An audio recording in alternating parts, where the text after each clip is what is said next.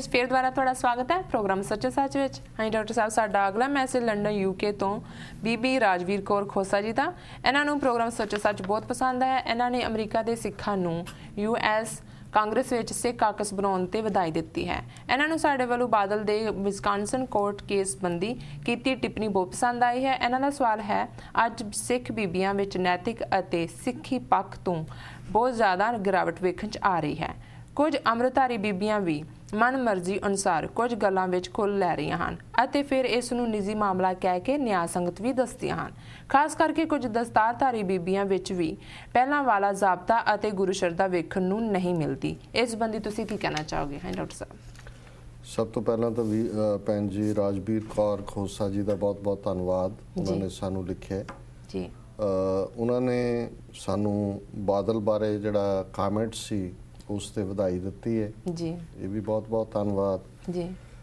Sikh caucus जिहड़ी US दे विच लगभग इस वेले 32-33 कांग्रेसमैन इस दे मैंबर ने ये बनाने दे उत्ते भी उन्होंने वधाई दित्ती है, भी उन्होंने धन्यवाद जी। जिहड़ी गल उन्होंने बीबियां च गिरावट दी कही जी, इंग्लैंड तो ये ईमेल है तो जिस इस हार्डी कौर नां दी जिहड़ी है उस दा जिक्र करके हटे हैं, इस बारे मैं हुण होर क्या कोई तो शब्द ज़्यादा करड़े हो जाएंगे। जी, जी, ये भी UK तो है जी।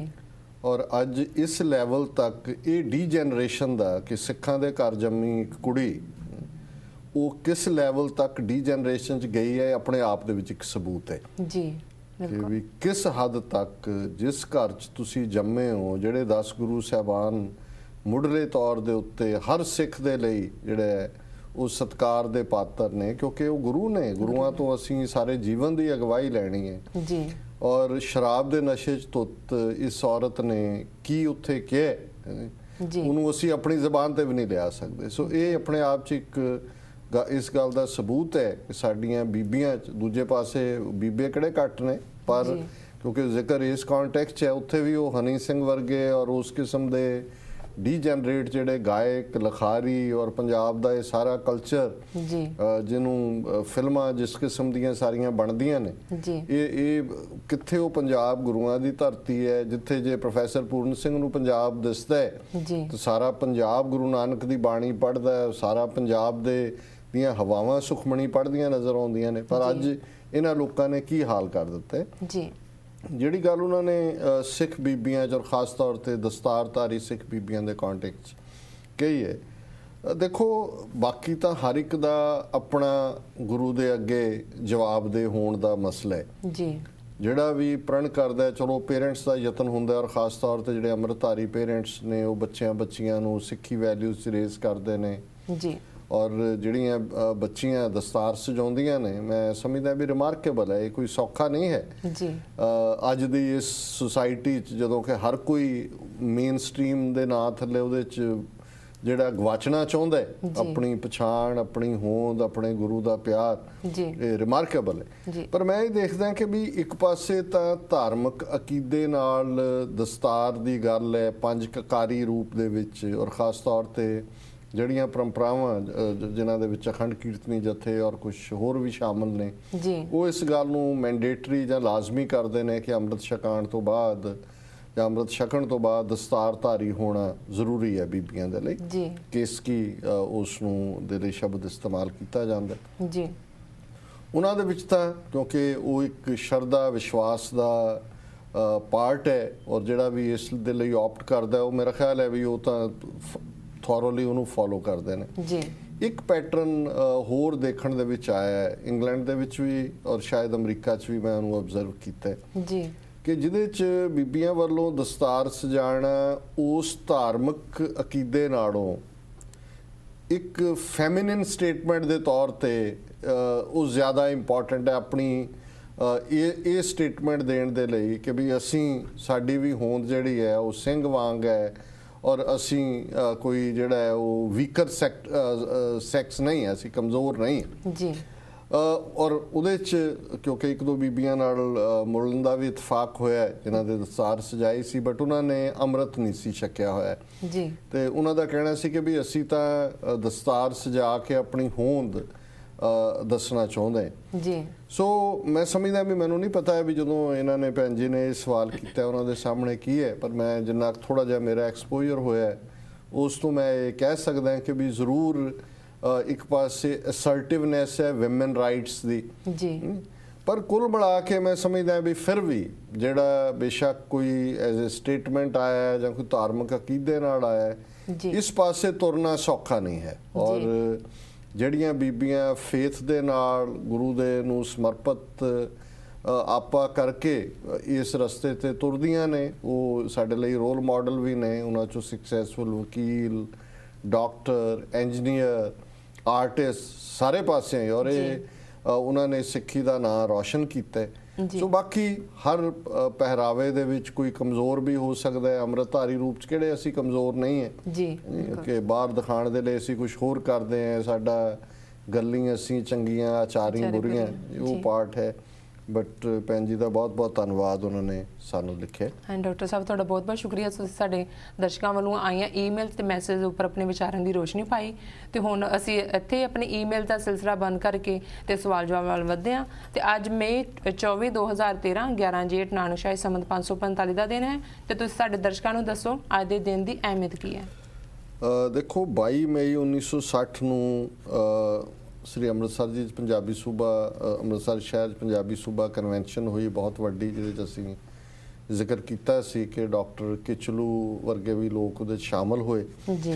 ਔਰ ਉਹਦੇ 'ਚ ਉਹਨਾਂ ਨੇ ਐਲਾਨ ਕੀਤਾ ਮਾਸਟਰ ਤਾਰਾ ਸਿੰਘ ਨੇ, ਕਿਉਂਕਿ ਉਹ ਪ੍ਰੈਜ਼ੀਡੈਂਟ ਸੀ ਅਕਾਲੀ ਦਲ ਦੇ, ਕਿ 12 ਜੂਨ 1960 ਨੂੰ ਦਿੱਲੀ 'ਚ ਇੱਕ ਵੱਡਾ ਜਲੂਸ ਕੱਢਿਆ ਜਾਏਗਾ ਜੀ। ਸੋ ਉਸ ਤੋਂ ਪਹਿਲਾਂ ਹੀ, ਹਾਲਾਂਕਿ ਜਲੂਸ ਕੱਢਣਾ ਇੱਕ ਪੀਸਫੁਲ ਪ੍ਰੋਟੈਸਟ ਦੀ ਗੱਲ ਤੁਹਾਡਾ ਕਾਨੂੰਨੀ ਹੱਕ ਹੈ, ਭਾਰਤੀ ਸੰਵਿਧਾਨ 'ਚ ਵੀ ਉਹ ਹੱਕ ਹੈ, ਲੇਕਿਨ ਜਿਉਂ ਹੀ ਇਹ ਐਲਾਨ ਕੀਤਾ ਉਹਨਾਂ ਨੂੰ ਵੀ ਗ੍ਰਿਫਤਾਰ ਕਰ ਲਿਆ। 2-3 ਹਜ਼ਾਰ ਅਕਾਲੀ ਵਰਕਰ ਵੀ ਚੁੱਕ ਲਿਆ, ਗ੍ਰਿਫਤਾਰ ਕਰਕੇ ਉਹਨਾਂ ਨੂੰ ਧਰਮਸ਼ਾਲਾ ਜੇਲ੍ਹ 'ਚ ਭੇਜ ਦਿੱਤਾ ਜੀ। ਜਲੂਸ ਤਾਂ ਫਿਰ ਵੀ ਨਿਕਲਿਆ, ਪਰ ਇਹ ਗੱਲ ਸਾਬਤ ਕਰਦੀ ਹੈ, ਔਰ ਉਹ ਲੋਕ ਜਿਹੜੇ ਸਾਨੂੰ ਅੱਜ ਸ਼ਾਂਤਮਈ ਲਹਿਰ ਪੰਜਾਬ 'ਚ ਬਣਾਉਣ ਦੀ ਗੱਲ ਕਹਿੰਦੇ ਨੇ ਕਿ ਜੇ ਸ਼ਾਂਤਮਈ ਹੋਈ ਹੈ ਤਾਂ ਫੇਰ ਨਹੀਂ ਹੁੰਦਾ, ਉਹਨਾਂ ਨੂੰ ਇਹ ਸਾਰੀ ਹਿਸਟਰੀ ਵੱਲ ਧਿਆਨ ਦੇਣਾ ਚਾਹੀਦਾ ਹੈ ਕਿ ਜੇ ਤੁਸੀਂ ਇੱਕ ਸ਼ਾਂਤਮਈ ਤਰੀਕੇ ਨਾਲ ਜਲੂਸ ਕੱਢਣਾ ਚਾਹੁੰਦੇ ਸੀ ਤੇ ਤੁਹਾਨੂੰ ਉਹ ਹੱਕ ਉਦੋਂ ਨਹੀਂ ਦਿੱਤਾ। ਉਦੋਂ ਨਹਿਰੂ ਸੀ ਜਿਹੜਾ, ਜਿਹਨੂੰ ਬੜਾ ਵੱਡਾ ਡੈਮੋਕ੍ਰੇਸੀ ਦਾ ਜਿਹੜਾ ਉਹ ਰਾਖਾ ਕਿਹਾ ਜਾਂਦਾ ਹੈ ਕਿ ਜੀ ਉਹਨੇ ਬੜਾ ਕਨਸੈਪਟ ਦਿੱਤੇ।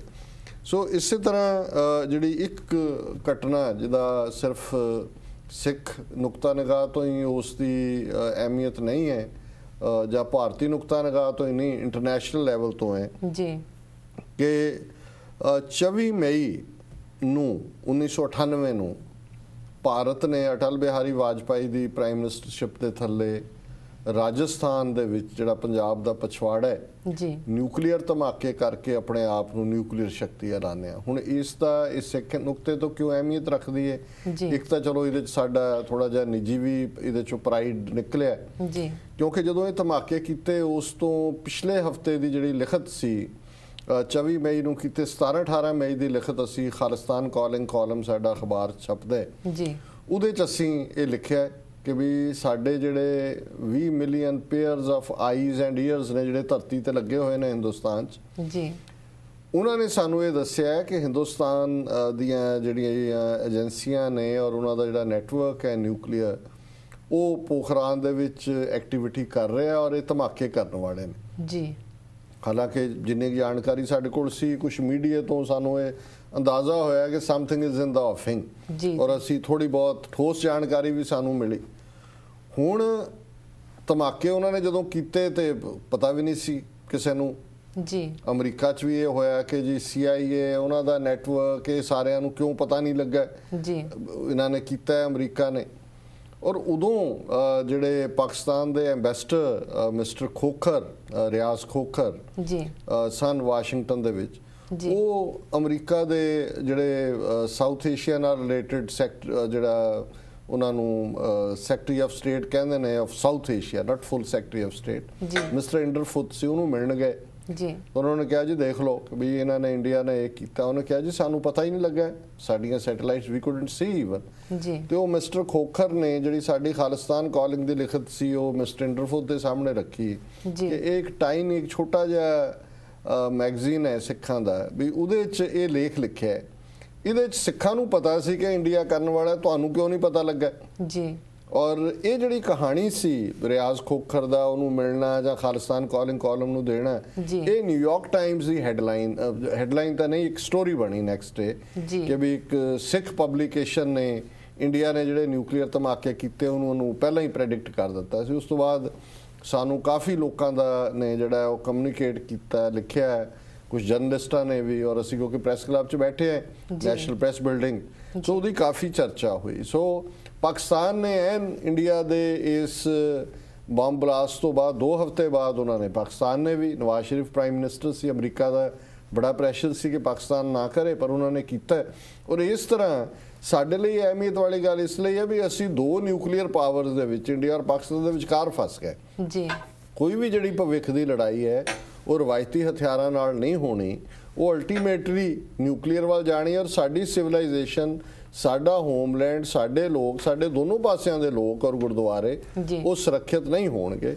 ਸੋ ਇਹ ਵਾਕਿਆ ਜਿਹੜਾ 24 ਮਈ 1998 ਨੂੰ ਹੋਇਆ ਜੀ। ਵਰਲਡ ਹਿਸਟਰੀ ਦੇ ਹਵਾਲੇ ਨਾਲ 1738 ਦੇ ਵਿੱਚ ਮੈਥੋਡਿਸਟ ਚਰਚ ਬਣਿਆ ਜੀ।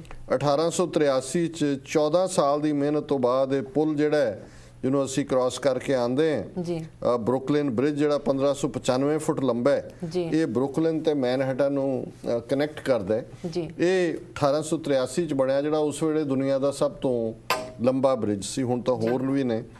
1993 ਦੇ ਵਿੱਚ ਐਰੀਟਰੀਆ ਨਾਮ ਦਾ ਇੱਕ ਛੋਟਾ ਜਿਹਾ ਦੇਸ਼ ਜਿਹੜਾ ਹੈ ਉਹ ਅੱਡ ਹੋਇਆ ਇਥੋਪੀਆ ਨਾਲੋਂ। ਸੋ ਬਹੁਤ ਵਾਰੇ ਕਿਹਾ ਜਾਂਦਾ ਹੈ ਕਿ ਜੀ ਖਾਲਿਸਤਾਨ, ਆਜ਼ਾਦੀ, ਛੋਟਾ ਮੁਲਕ।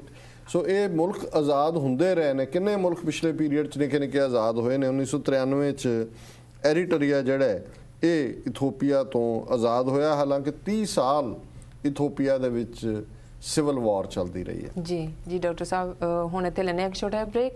ਵੀਅਰਸ ਸਾਡਾ ਪ੍ਰੋਗਰਾਮ ਇਸ ਤਰ੍ਹਾਂ ਵਾਚ ਕਰਦੇ ਰਹੋ, ਮਿਲਦੇ ਹਾਂ ਛੋਟੇ ਬ੍ਰੇਕ ਤੋਂ ਬਾਅਦ।